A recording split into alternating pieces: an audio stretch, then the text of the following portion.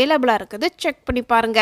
Hero second ஹாஃப்ல காலேஜுக்கு வந்திருப்பாரு. காலேஜோடைய பொறுப்பு உன்னுடைய பொறுப்பு தான் அப்படின்னு பொண்ணோட அப்பா ஹீரோ கிட்ட சொல்லிட்டு போயிருப்பாரு.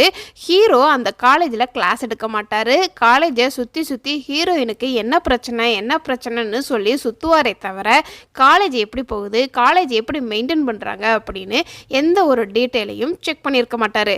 பாவம், அவருக்கு ஒரு ஆஃபீஸ் ரூம் கூட இருக்காது. ஹீரோக்கு பிரச்சனையே காலேஜில் படித்த லவ் பண்ண பொண்ணுனால தான் வந்திருக்கும்.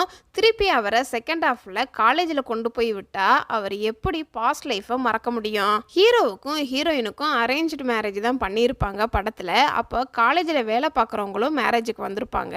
ஆனால் செகண்ட் ஹாஃபில் ரியோ வந்து காலேஜில் போகும்போது இவர் யார் அப்படிங்கிறத வச்சு காமெடியாக எடுத்து வச்சுருப்பாங்க படத்தோடைய டீம். ஹீரோ வந்து ரகடு பாயாக காட்டியிருப்பாங்க. அது ரியோராஜுக்கு செட்டே ஆகலன்னு தான் சொல்லணும். சும்மா அப்பப்போ ஷர்ட் காலரை தூக்கி விடுறாரு. அப்புறம் அவரை